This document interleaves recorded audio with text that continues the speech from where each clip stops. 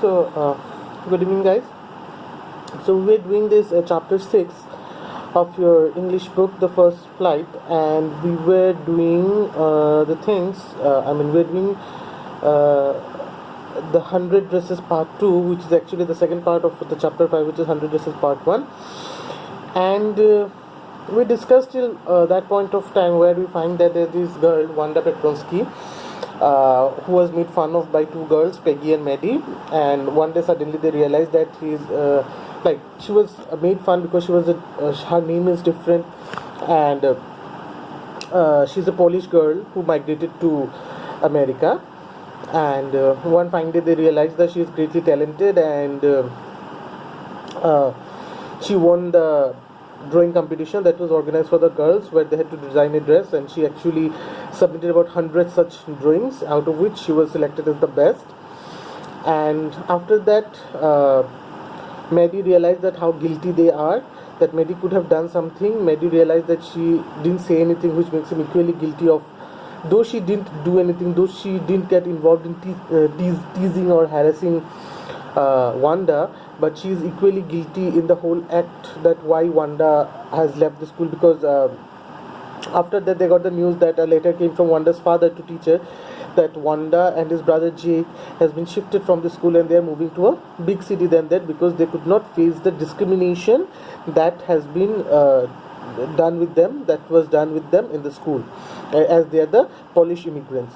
So on hearing this, Maddie became very guilty, and she said that she could have done something. At least she could have told Wanda that they didn't want to hurt her sentiments and other thing.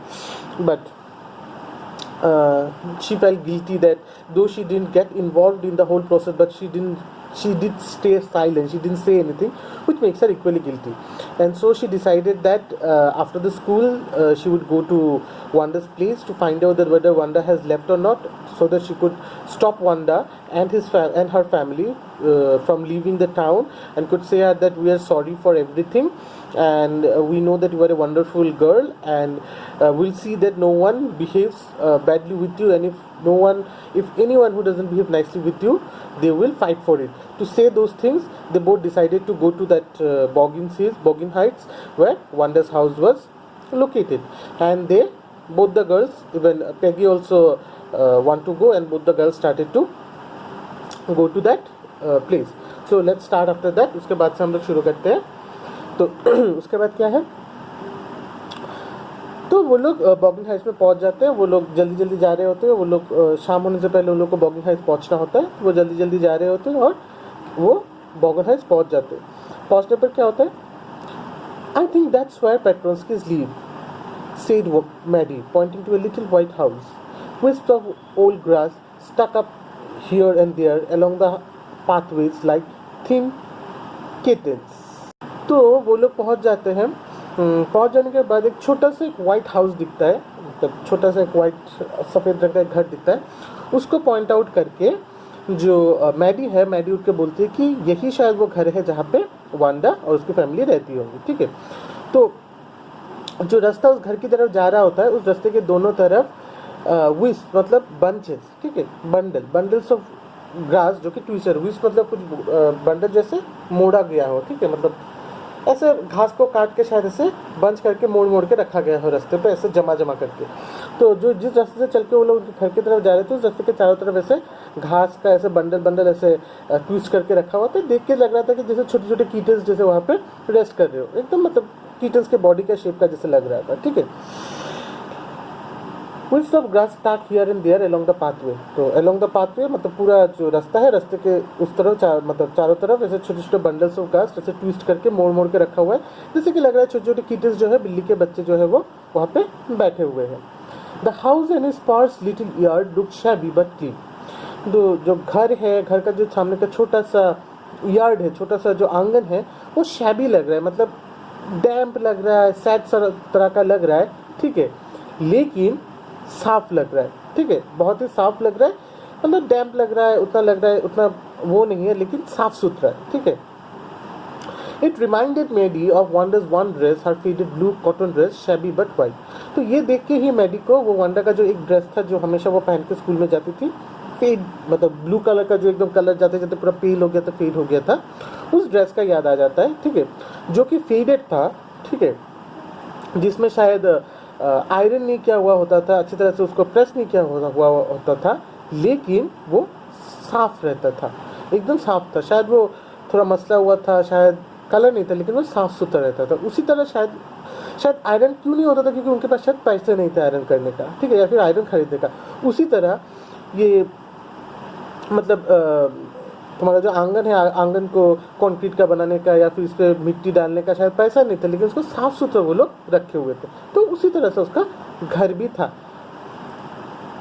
तो घर में जाके उन लोगों ने देखा क्या, there was not a sign of life about the house. Peggy knocked firmly on the door, but there was no answer. She and Mary went around to the backyard and knocked there.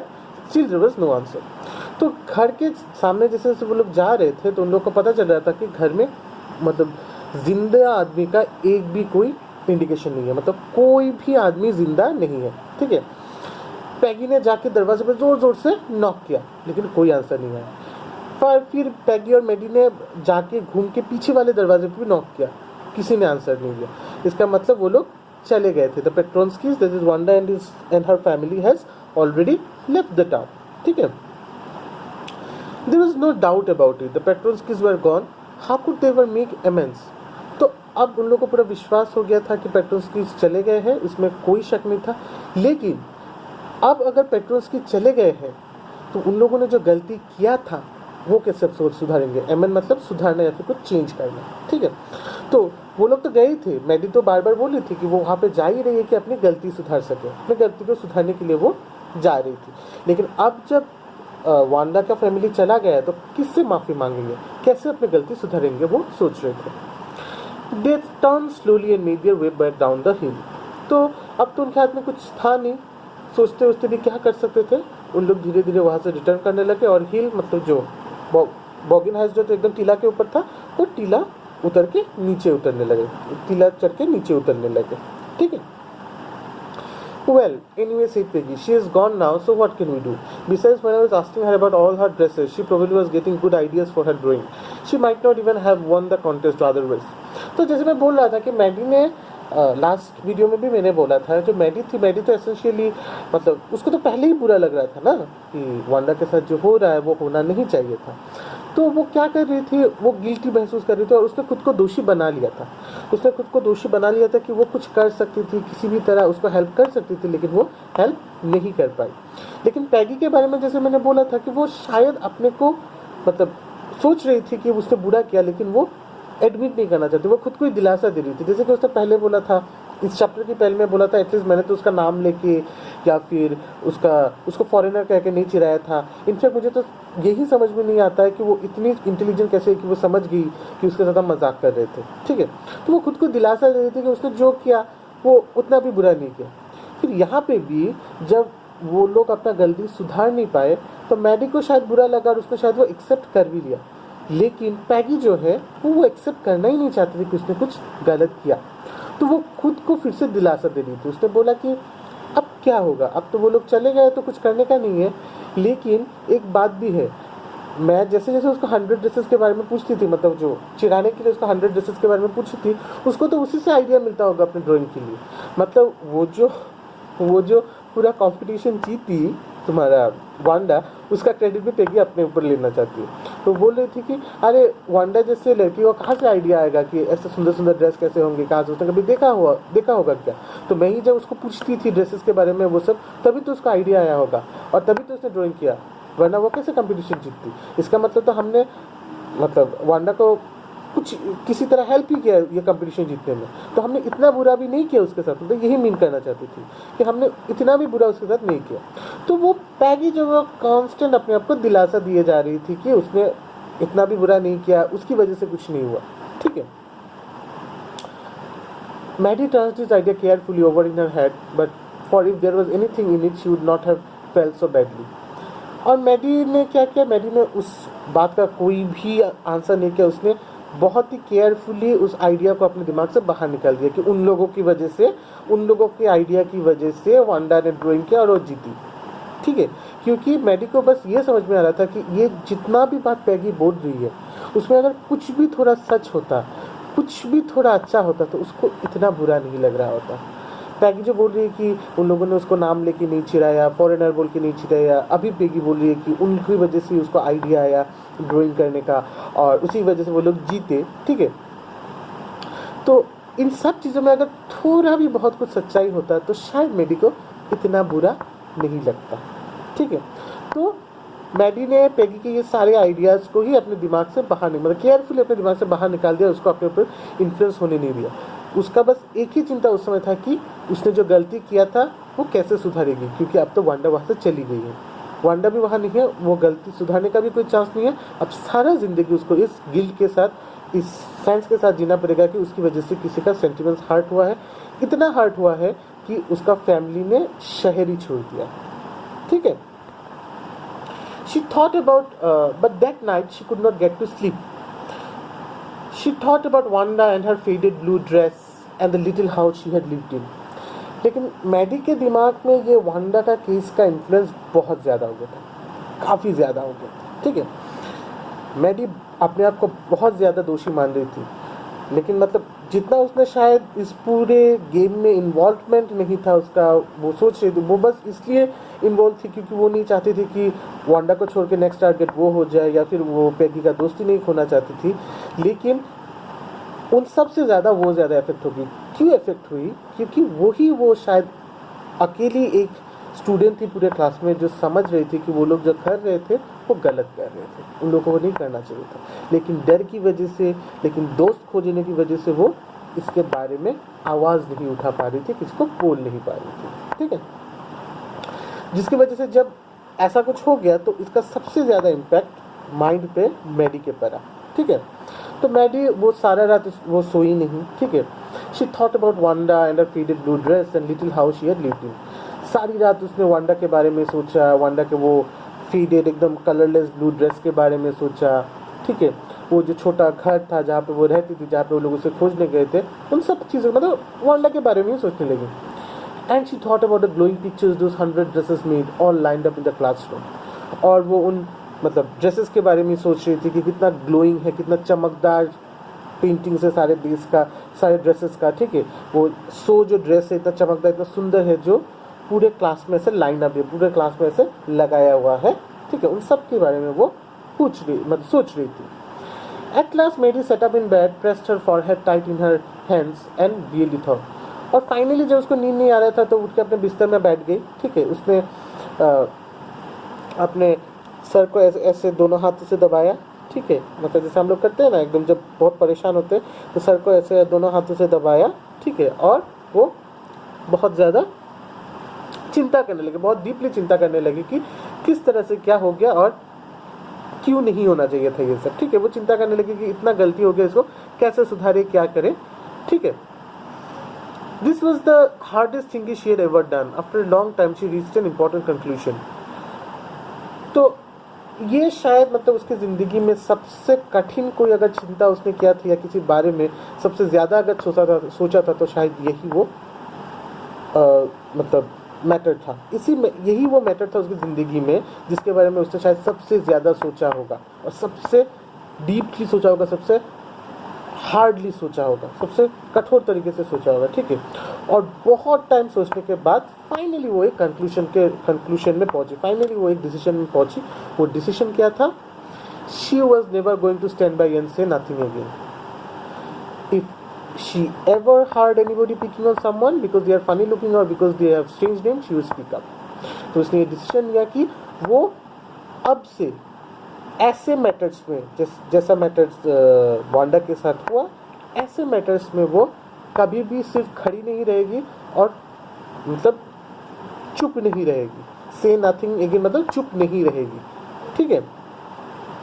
वो उसने ये decide किया कि अगर कभी भी इसके बाद वो किसी को भी दिखेगी कि किसी के साथ वो कोई मजाक कर रहा है, किसी को हैरेस कर रहा है, किसी को टीज कर रहा है, ठीक है, किसी का मजाक उड़ा रहा है सिर्फ इसलिए कि वो देखने में थोड़ा फनी है या फिर उसका नेम फनी है, तो वो बात करेगी, वो आवाज़ उठाएगी, वो उसका प्रोटेस्ट करेगी, वो चुप नहीं रहेगी। क्योंकि वो जैसा वांडा के साथ हुआ वो वैसा कुछ और किसी और के साथ नहीं होने दे सकती थी, इवन खुद के साथ, ठीक है। She had no way of making things right with Wanda, but from now on she would never make anybody else that unhappy again. अब उसके पास कोई जरिया नहीं था कि जो हो गया है वांडा के साथ वो फिर से ठीक कर सके, लेकिन उसने अपने आप को ये प्रॉमिस किया कि इसके बाद से वो किसी को भी उतना अनहैप्पी और उतना सैड नहीं होने देगी जितना उसने वांडा को किया था या वांडा को होते देखा था। मतलब उसने ये डिसाइड किया बहुत सोचने के बाद कि अब से वो आवाज़ उठाएगी, वो प्रोटेस्ट करेगी, वो ऐसे अन्याय को सह के या अन्याय का सपोर्ट नहीं करेगी। ऐसा करने में अगर उसको उसका दोस्त भी खोना पड़े तो वो भी उसको मंजूर था, जैसे कि उसने अभी बोला भी है।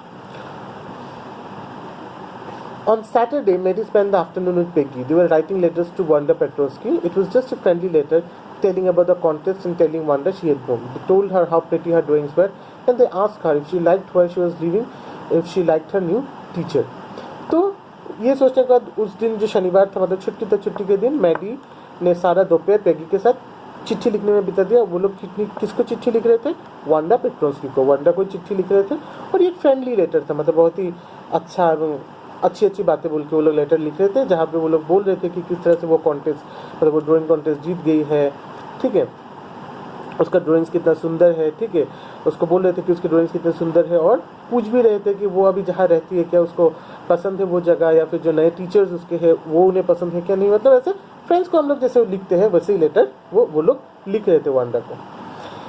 They had meant to say they were sorry, but it ended up with their just writing a friendly letter, the kind they would have written to any good friend. तो वो लोग सोच रहे थे कि लास्ट में वो लोग सॉरी लिखेंगे, ठीक है, सॉरी लिखेंगे for whatever they have done to her, लेकिन वो लोग लिख नहीं पाए। एट द एंड ये बस एक जनरल सा लेटर हो गया था जो कि कोई भी अच्छा दोस्त अपने दोस्त को लिखता होगा, ठीक है, उसका हालचाल पूछने के लिए। वैसा ही एक लेटर उन लोगों ने लिखा था। And they signed with lots of excess for love, और उन लोगों ने उसको साइन किया बहुत सारा लव लव लव दे के, ठीक है, मतलब बहुत सारा प्यार भेजा उस लेटर में उनके जरिए, ठीक है। They mail the letter to Boggin Heights writing please forward on the envelope. लेकिन बात था उनके पास तो एड्रेस नहीं था, तो वो लोग क्या करेंगे, तो उन लोगों ने क्या किया, वो लेटर उन लोगों ने वो बॉगिन हाइट्स वाले एड्रेस पे ही मेल कर दिया और एनवेलप पे लिख दिया कि लेटर को फॉरवर्ड कर दो। मतलब बॉगिन हाइट्स में भेज दिया, और बॉगिन हाइट्स से जिसको मिलेगा उसको तो उनका पता शायद मालूम होगा, वो लोग सोच रहे थे क्योंकि वो लोग नेबर्स थे, ठीक है। तो बॉगिन हाइट्स में जिनके पास साथ वो रहती थी या जिनके आसपास वो रहती थी उनको वो लेटर मिलेगा, वो लोग श्योरली उसका एड्रेस मतलब जानेंगे, तो वो लोग क्या करेंगे, वो फॉरवर्ड कर देंगे। यही सोच के उन लोगों ने एनवेलप के ऊपर लिख दिया please forward the envelope, please forward the letter, ठीक है। तो इस तरह से वो लोग मतलब ये सब क्यों कर रहे थे, ये सब बस यही इस चीज़ के लिए कर रहे थे कि वो लोग मतलब अपना जो गलती था वो गलती सुधारने की वो लोग कोशिश कर रहे थे बहुत ज़्यादा, ठीक है। Days passed and there was no answer, but the letter did not come back, or maybe Wanda had received it. Perhaps she was so hurt and angry that she was not going to answer. You could not blame her. तो उस letter के भेजने का बहुत दिन चला गया, कोई आंसर नहीं आया, लेकिन लेटर भी मतलब घूम के नहीं आया, लेटर भी रिटर्न नहीं आया, क्योंकि तुम लोगों को शायद ये पता नहीं, because you people have no experience of writing letters और that sort of thing. So what happens is that when you write a letter, जब तुम लोग लेटर भेजते हो, जिस किसी को भेजते हो, अगर वो लेटर उसको ना मिले, ठीक है, या फिर वो एड्रेस पे ना जाए, तो लेटर घूम के जिसने भेजा था उसके पास पहुंच जाता है, ठीक है, अगर वो इम्पोर्टेंट हो या कुछ हो तो उसके पास ही पहुंच जाता है। तो ऐसा ही था पोस्टल का सिस्टम।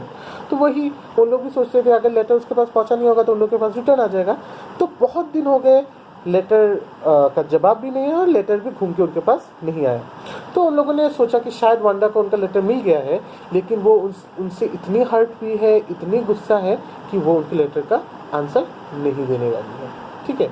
और वो लोगों ने ये भी बोला कि इसके लिए तुम उसको ब्लेम नहीं कर सकते, तुम लोग इस चीज़ के लिए वांडा को ब्लेम नहीं कर सकते, क्योंकि उन लोगों ने भी वांडा के साथ बहुत बहुत बदसलूकी की है, जिसके चलते अगर वो हर्ट होती है, वो एंग्री होती है, तो वो बहुत जायज़ सी बात है, ठीक है।